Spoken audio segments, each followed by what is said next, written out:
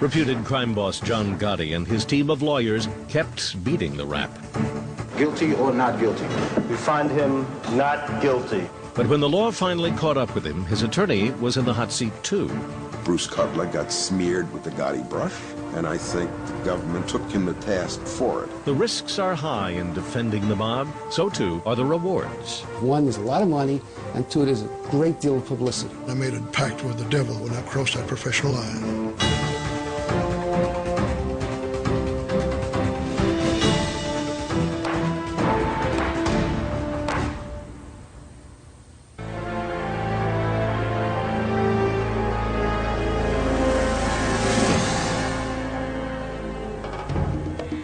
Havana, New Year's Eve, 1959. The Cuban regime on the verge of collapse. Fidel Castro and his rebels advanced on the city. For years, American mobsters had paid off the old dictator, Batista, so he'd let them run the casinos. Now Batista and the mobsters skipped town. Castro shut the casinos and took all the cash. But one mobster stayed put, Santo Trafficante. The mafia boss of Florida was betting that Fidel would see the light, reopen the casinos, let the good times roll again. A bad bet. Castro began executing hundreds of people connected to the old regime.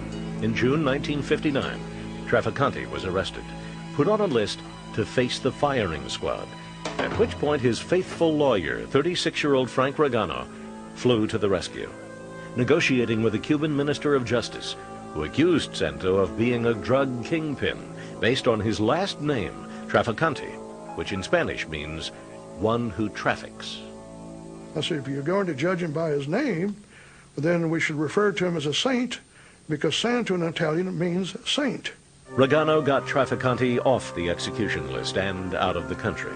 Privately, the mob boss knew Frank Regano had saved his life, but Santo was too proud to admit it. I expected him when he returned to grab me and hug me and kiss me on the cheeks like he always did, and I owe my life to you. Thanks a lot. What you did for me is unbelievable. You know, you're a true friend. Never mention it.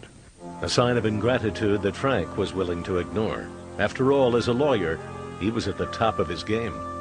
Regano's entire career is a dark episode of American justice, encompassing the excitement, the dangers, and the moral pitfalls of defending the mob. New York Times crime reporter Selwyn Rabb is co-author of Regano's memoir, Mob Lawyer. Without people like Frank Regano protecting people like Santo Trafficante, we probably wouldn't have the mob in America. They were the ones who insulate them. Regano, son of a Sicilian immigrant who ran a small general store in Tampa, grew up during the Great Depression. Drafted in World War II, Frank won a Bronze Star for valor as an Army platoon sergeant in Germany. After the war, college and law school on the GI Bill. Frank became the first Italian-American to clerk for the Florida Supreme Court. Then he rolled the dice, opening a solo law practice. In 1951, events in Washington, D.C. would begin to draw Regano into the orbit of organized crime. Senator Estes Kefauver of Tennessee was crusading against the mafia. Primary weapons, the power to subpoena every mob boss in the country to his hearing room, and the new power of television. Among those in the Kefauver spotlight, the emerging mafia boss of Tampa, Santo Trafficante. During the 1920s and 30s, the Trafficante family had quietly made a fortune off a gambling racket known as Bolita, a popular numbers game imported from Cuba. My mother played Bolita, my grandfather, my father, Catholic priest, policemen themselves. Kefauver committed exposed it as being a bigger business than people realized.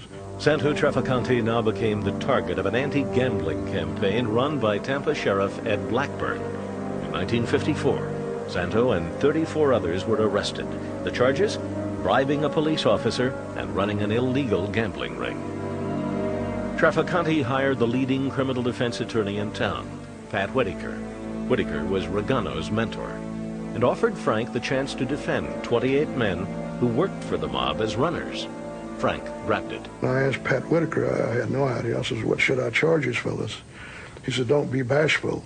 He says, these people have got a great deal of money. The mob was paying all the bills, so Frank charged $140,000. He prevailed. Most of his clients were acquitted. The Trafficantes, not so lucky. The jury found both Santo and his brother Henry guilty.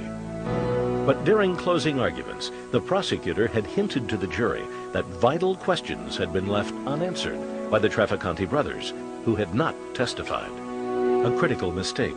American justice does not allow a prosecutor even to suggest a negative motive when someone declines to testify. It's the constitutional right against self-incrimination. Certainly any first-year law student would have known better than that, and I concluded in my own mind that obviously he must have been bribed. I wouldn't say it was Santo or his brother, but there was some lieutenants. On appeal, the convictions were overturned. Santo and his brother were free men. During the trial, Santo befriended the young lawyer and fellow Sicilian, taking him to lunch at his frequent meeting place, the Columbia restaurant. Regano was charmed and hungry for business. He made a decision that would haunt him for decades. He decided to play dumb. Self-deception, I would call it. More than rationalizing. Here was a prized client. I was ambitious.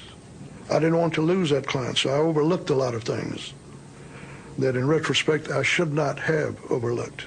Frank's self-deception paid enormous dividends. Within months, Trafficante began turning to him for all sorts of legal advice, including how the mobster should act when American justice rudely interrupted his business. He's hiding his face, behind his arm or something. And I told Santo, don't ever do that because you're viewed as a thug. I said, you hold your head up straight and you walk straight ahead. Don't make any comments, but don't try to hide or anything like that.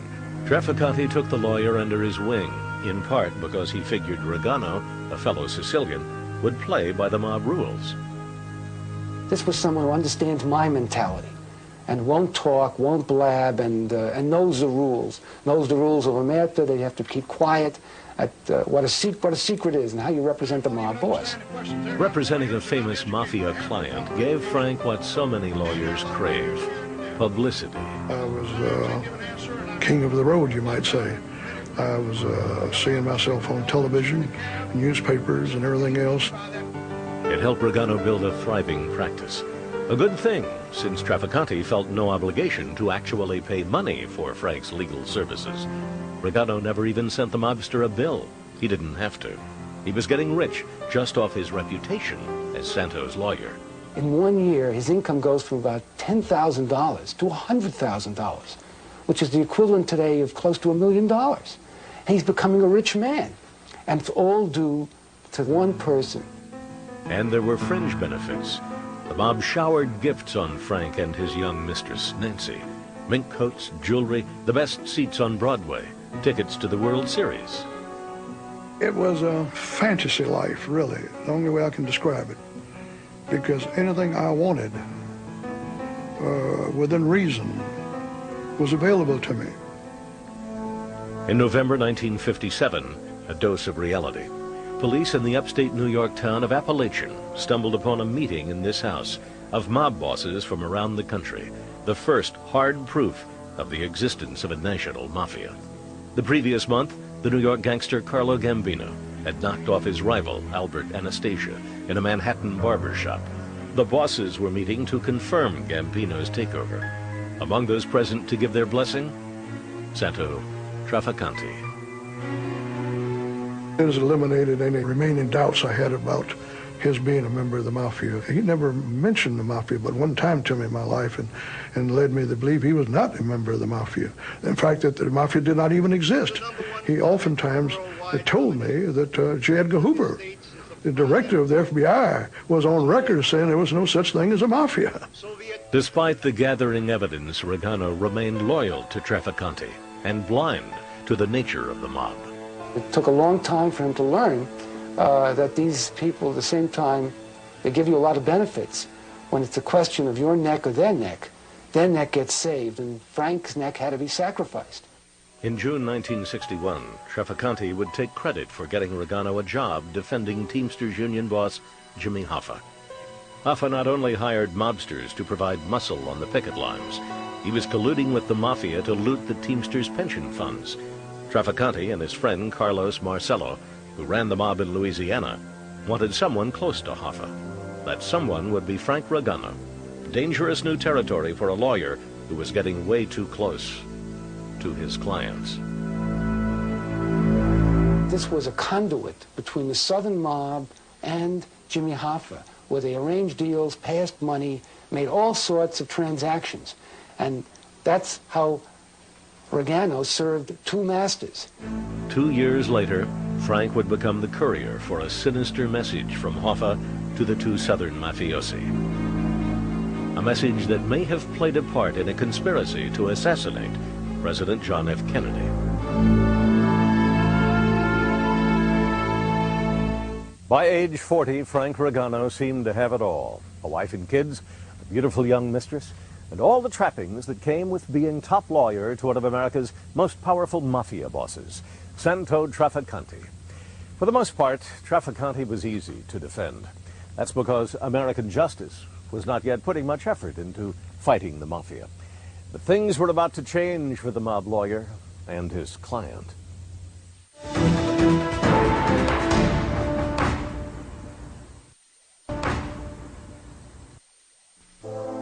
As president, John F. Kennedy turned out to be the mob's worst nightmare. When JFK made his younger brother Robert Attorney General, Frank Ragano was appalled. The Attorney General is supposed to be the head law enforcement agent in this country, and yet Bobby Kennedy had absolutely no experience. And he had never tried a case in his life in a courtroom. But it was not Bobby Kennedy's inexperience that the mob and its lawyers would come to fear the most. It was that Kennedy knew how to attack the mob where it would hurt them the worst.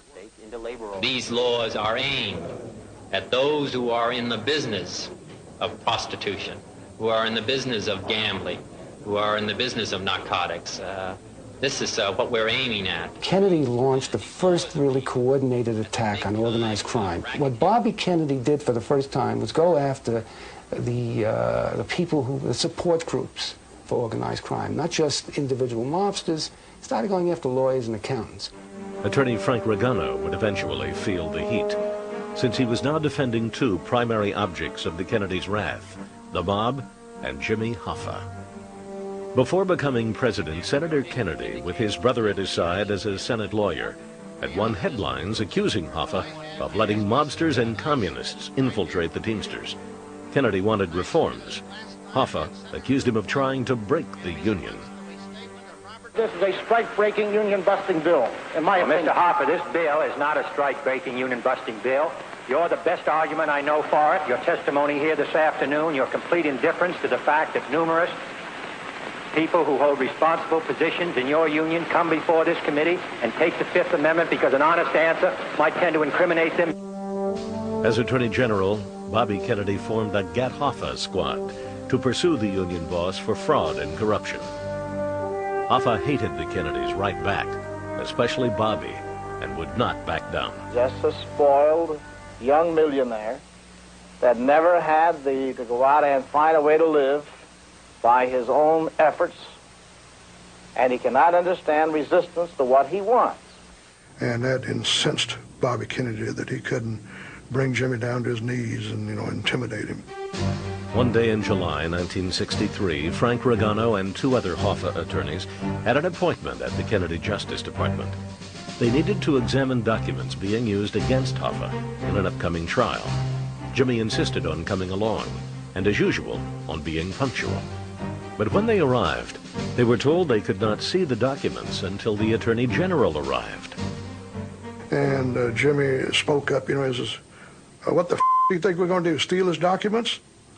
He says, I don't have time to wait. When is he going to be here? After keeping Hoffa cooling his heels for about 30 minutes, in walks Bobby Kennedy with his dog. And Jimmy just absolutely attacks him, grabs him by his throat and slams him against the wall. Says, you son of a you keep me waiting over here while you're walking your damn dog. They were screaming at Hoffa, you're about to kill the Attorney General, stop. And they dragged him off. I'm satisfied if we hadn't been able to loosen his grip, he would have killed him right there on the spot.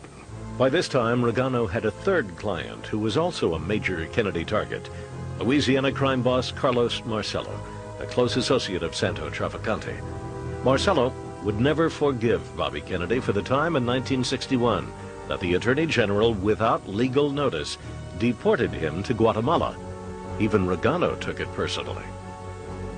I detested Bobby Kennedy because I thought he was violating my client's constitutional rights. Even if Bobby Kennedy had bent the Constitution, the crackdown against the mob was deserved, and all that Frank was doing at that time was, again, rationalizing why he would work for people like this.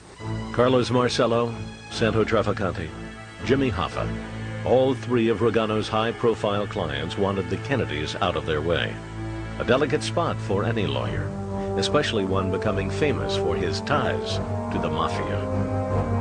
In the summer of 1963, Regano let himself become the courier for a series of messages between Hoffa and the mob. On July 23rd, at Teamsters headquarters in Washington, D.C., Hoffa took Regano aside. He had a message he wanted Frank to give to Santo. We went to the executive dining room, and there was no one in there. And he said, something's got to be done, it's got to be done right away. He says, when are you going to see your friend? They got to kill this fellow. They got to kill John Kennedy. The next day, in an Orleans coffee shop, Regano delivered the message to Santo and Carlos, thinking it was a joke. Instead, they glanced at one another in stony silence and looked at me as if I got the distinct feeling that I was bringing up a subject that shouldn't be brought up in a public place. Dallas, November 22nd. President Kennedy has been assassinated. It's official now. The president is dead. I'm ashamed and I'm embarrassed to say that I was very happy about it all, because we're going to get rid of Bobby Kennedy now, and he will no longer be Attorney General. The mob's enemies had become Regano's enemies. The lawyer was losing sight of his profession. That evening, the mob lawyer joined Santo Trafficante to celebrate. Santo was saying, salute in Italian, salute, the president's dead. And there they were, Trafficante, the mobster, Frank Regano, the lawyer, toasting to the death of the president.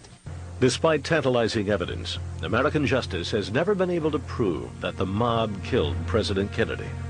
But a month after the assassination, Carlos Marcello gave Regano a message to take back to Jimmy Hoffa, whose nickname among the mobsters was Marteduzzo, Sicilian for Little Hammer.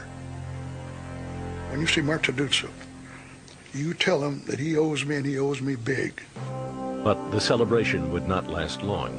Beginning in 1963, Frank Regano himself became a target of American justice. If you're a successful criminal defense lawyer, you become a thorn in the government's side, and then they're looking for ways to pin a crime on you.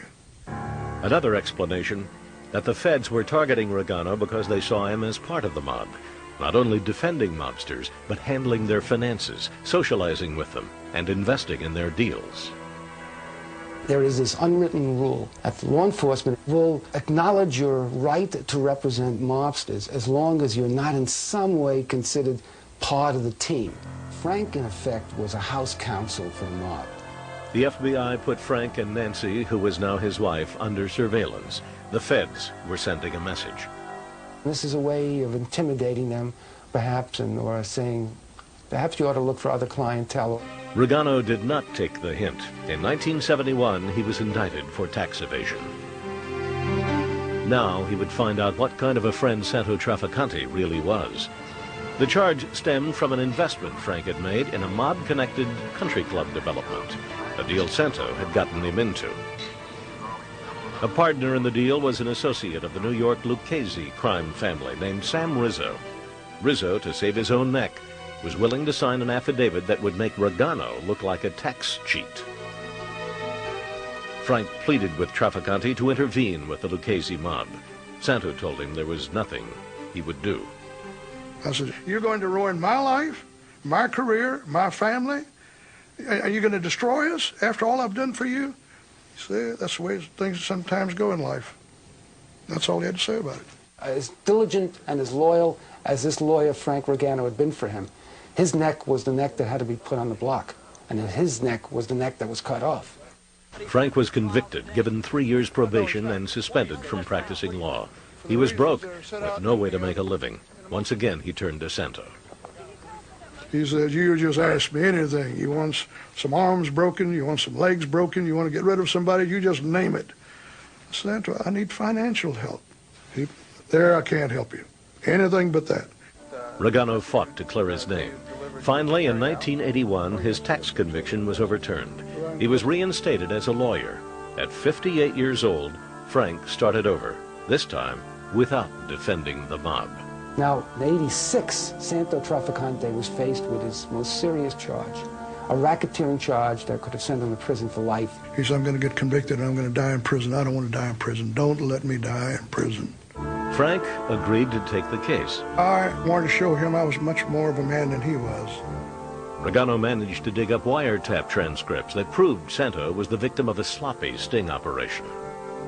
And the judge looked at it, and he said to the prosecutor, if you try to pull that stunt in this courtroom, you're going to have some serious problems with me. And of 13 defendants, Santo was the only person to be acquitted. Now Regano thought he could walk away for good. Not quite. On the afternoon of March 13th, 1987, a dying Trafficante phoned Regano, insisting that they speak at once. All of a sudden, he said, Carlos f***ed up. We should have killed Bobby instead of Giovanni. And of course, Giovanni, he meant John Kennedy is what he meant. To Santo Trafficante, this was an accomplishment, not a disgrace. In his twisted logic, in his twisted mafia mind, this was a way that he was better than the government. And maybe he did want me to tell people that he was behind it all, to show the power that the mafia had, that they could bring about the death of a president. Santo had given Frank his last assignment as a mob lawyer. 4 days later, Santo died. I remember him as a man of his word. His handshake was his bond. But Regano was not done paying a price for his success in defending the mob. Soon the IRS began hounding him again. A prosecutor offered him a deal as a government witness. I said, is that going to include wearing a wire and talking to former clients and all? Yeah, he says, but don't worry about it. We'll put you and your family in a witness protection program. Frank turned it down. I said, you'll just have to indict me. I'll never become a government informant and inform against my former clients and present clients. That's not going to happen. In August 1990, Frank was again convicted of tax evasion. After losing his final appeal, his punishment was 10 months confined to a federal health center due to a heart condition. He got out in April 1994. If I had to do all over again, I would not represent those people, because my family has paid a horrendous price for my representation of those people. Either the government will get you in the long run if you sell out, or the mobsters will. So there's no winning.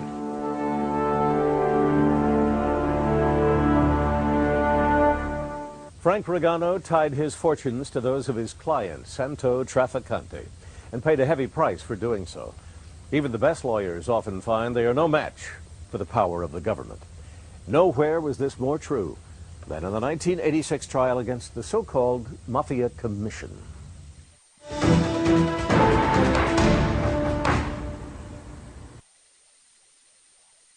American justice returns now with Defending the Mob here on A&E. For most people, pictures like these are all the evidence they need to believe that the Mafia exists. Carmine Galante, reputed head of New York's Bonanno crime family, murdered execution style in a Brooklyn restaurant on July 12, 1979, a cigar still hanging from his mouth. But when it comes to defending an alleged mobster, the rule among lawyers is never concede that the Mafia exists, or at least never admit that your client is a member. It's the kind of thing you should never admit in front of a jury, because you don't have to. The government has to prove it. In the mid-1980s, that's exactly what the government set out to do, prove that the mob existed, and that these men ran it in New York, controlling mob business as far west as Chicago. Tony Dux Corallo, Fat Tony Salerno, Carmine the Snake Persico, and Big Paul Castellano, all reputed members of the ruling Mafia Commission, a board of directors of organized crime who, with a nod of their collective heads, could arrange extortion, payoffs, and murder. The evidence, wiretap conversations, like this one taken from Tony Corallo's Jaguar, in which Corallo's driver is complaining that the cash payoffs he's being told to make are getting so big, the packages are too heavy. I mean, it went from 2,000, $10,000, $20,000, $30,000, $50,000. No, you give them the language, I can't even fucking carry them. The prosecutor said the commission was shaking down New York building contractors, demanding a 2% tax on big cement jobs, and that the commission was deciding which cement companies got which jobs. The government also charged the commission with ordering the 1979 hit on Carmine Galante. It would be a hard rap to beat. The feds were using a powerful new tool that grew out of Bobby Kennedy's crusade against the mob, a law called RICO, which stands for Racketeer Influenced and Corrupt Organization. Powerful because instead of prosecuting each individual crime, RICO lets the government attack organized crime as one big racket and go after the leaders because they run it. Robert Blakey wrote the RICO law in 1970. You try case after case, and it would never be proven in court because it wasn't a crime to be a member of the mafia. It was only to murder or to deal drugs. RICO came along, and suddenly the way in which it's constructed, running the mafia by a pattern of criminal behavior, is itself a separate crime.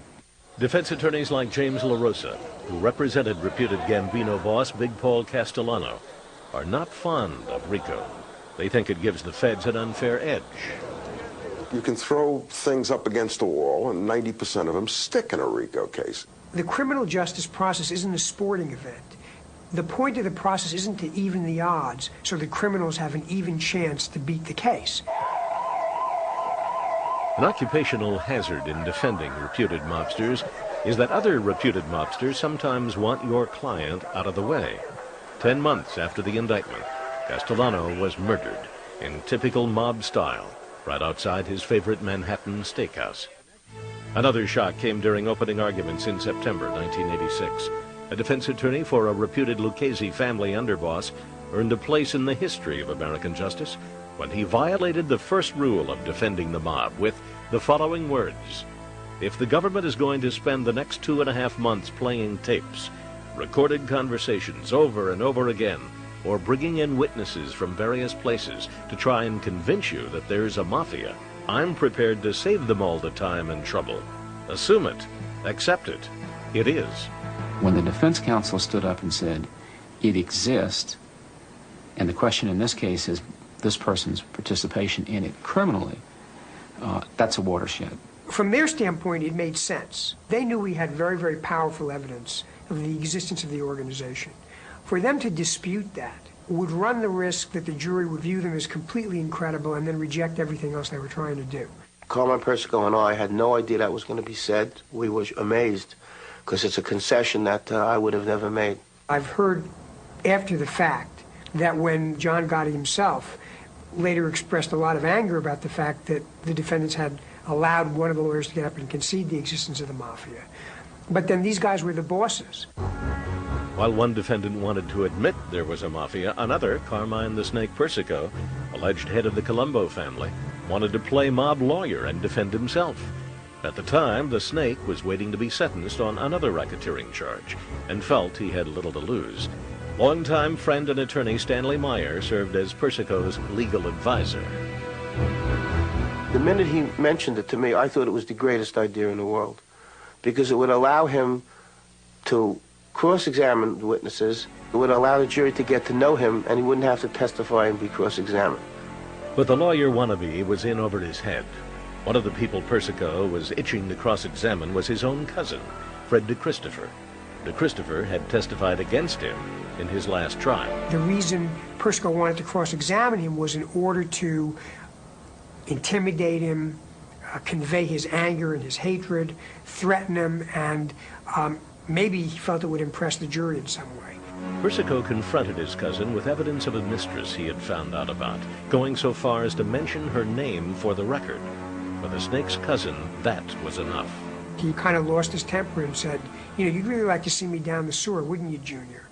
And Persico looks him right in the eye and says, and I will never forget this, he says, the judge wouldn't let me tell you what I'd like to see happen to you. It was one of the things I thought he didn't do that well on. I have rarely seen, if ever, that kind of thing happen in a courtroom. There's no doubt that if the jury had any sense of Carmine Persico's character from that cross-examination, it was that they were looking at a stone-cold killer. In November 1986, all the defendants were convicted. The bosses were sentenced to 100 years each, including Carmine the Snake Persica. For some lawyers, defending the mob became personal. John Gotti's flamboyant attorney, Bruce Cutler, was the man responsible for earning his client the reputation as the Teflon Don. But Cutler would end up fighting his own battles with American justice.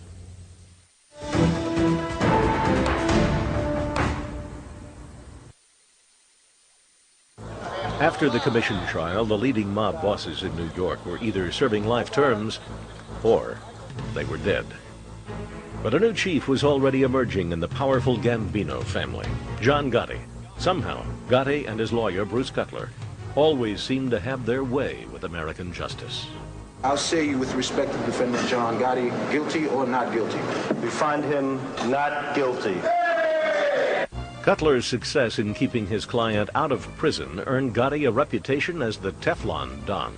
What does Mr. Gotti say to the charge that he is head of the Gambino crime family now? No comment. He doesn't deny it? He's no comment. It's a... well, he said no comment to me to my As I face. indicated, there's really no reason to deny those kinds of unsubstantiated allegations. And the no comment you can take as a denial, but basically it's a no comment. In court, Gotti would look on with supreme confidence as his combative attorney slammed the government for using shady informants to testify against him. They arrested John Gotti because they found their unwitting dupe of a lowlife by the name of James McElroy. The lawyer won the respect of his client by demonstrating utter disrespect for prosecutors. John Gotti loved it when Bruce Cutler threw the indictment in the garbage can. He loved it when Bruce Cutler called the female prosecutor a name I wouldn't even use in court, swearing at her and calling her disgusting names. He loves that. He represents everything that I find objectionable in lawyers who defend the mob. He's loud, he's obnoxious, he is not considerate of witnesses. In time, Cutler, like Frank Regano, would pay a price for his zealous defense of and friendship with John Gotti. A friendship that began in March 1985, when Gotti, then still a Gambino lieutenant, faced charges of running a racket that specialized in murder and truck hijacking. Cutler, then still working for a small law firm, got the case. He and Gotti hit it off. After Gotti's indictment, a violent changing of the guard in the Gambino family with the murder of boss Paul Castellano. Word on the street was that Gotti arranged the hit, and that now he was the boss. Suddenly, Bruce Cutler was representing the most powerful mobster in America. The lawyer got his first chance to prove himself when Gotti's trial finally got underway in September 1986. The government built its case on surveillance tapes and informants. Cutler attacked the prosecution witnesses as liars. Paid witnesses, witnesses who've lied in the past, witnesses who've gotten new identities, witnesses who've sold drugs, witnesses who've killed people. After 7 months of testimony, the jury found Gotti not guilty. It would later emerge that the mob had made a $60,000 payoff to the foreman of the jury. The foreman was convicted of taking a bribe and sent to prison.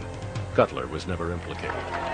Instead, the acquittal turned Cutler into a star lawyer and his client into a kind of mob folk hero. But prosecutors were not impressed. Bruce's representation in court amounted to basically a lot of screaming and yelling, and it's the old keep their eye off the ball defense, which is, let's not talk about the evidence, let's not talk about the defendant, let's talk about the government. Let's attack the government. In 1990, the feds dragged Gotti into court once again, this time to answer charges that he arranged for a carpentry union official named John O'Connor to be shot in the buttocks. We'll win this case. I'm not concerned about the case. O'Connor had offended Gotti by destroying some non-union work done on a restaurant owned by Gambino Associates. The simple fact is, John O'Connor was shot because John Gotti ordered it to teach him a lesson. The government played one surveillance tape in which Gotti could be heard giving O'Connor's address. 608, John O'Connor.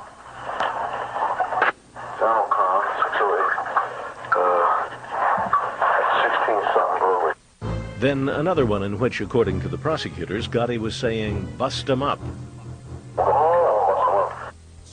Cutler argued that the tapes were flimsy evidence that did not connect Gotti to the crime. The jury agreed and found Gotti not guilty. The government was still batting zero against Gotti and Cutler. After the verdict, reporters wanted to know if Gotti's reputation as the most brutal mob boss in America just might have played a role in their decision to acquit him. Of course not. That's ridiculous. Absolutely not. That's absolutely ridiculous. Absolutely not. Bruce was the minister of propaganda for the mafia. Bruce would talk to anybody, anytime, and would tell them over and over again, John Gotti's a wonderful man. I hope my son grows up to be like John Gotti. He's a man of respect. He's a good, wonderful human being. Blah, blah, blah, blah, blah. After 3 trials in 4 years, Cutler wanted to quit while he was ahead. And I hope I don't have to go to court again with John Gotti for anything other than a pleasant occasion. The next occasion would be anything but pleasant.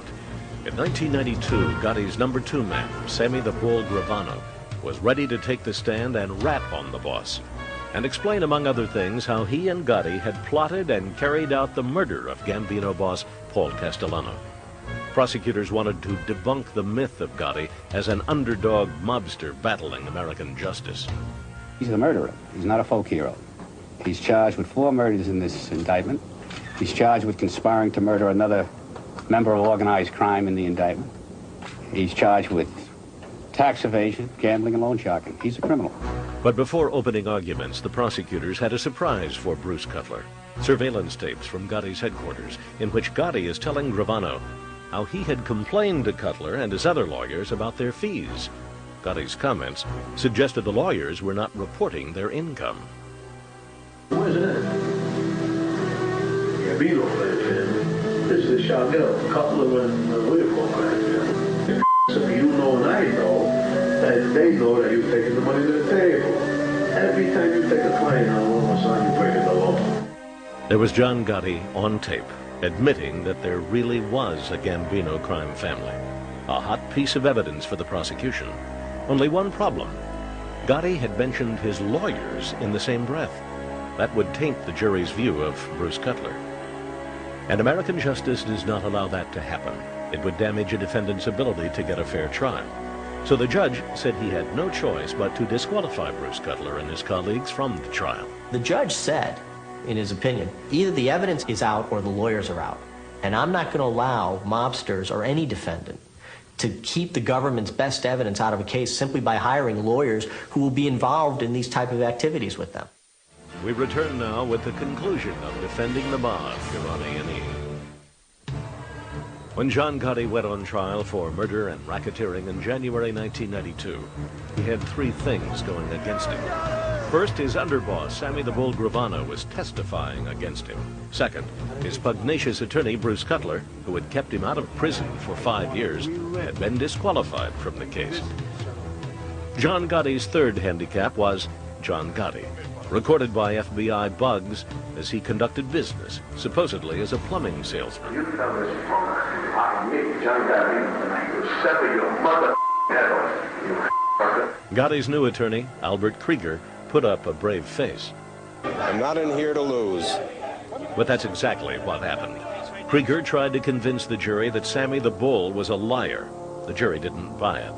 Gotti was found guilty on all counts, including the murder of his boss, Big Paul Castellano. The Teflon is gone, the Don is covered with Velcro, and every charge in the indictment stuck.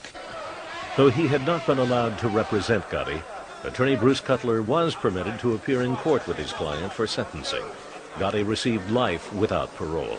John took his sentence. He doesn't care about himself, but he cares about his friends, his family, and you folks out there.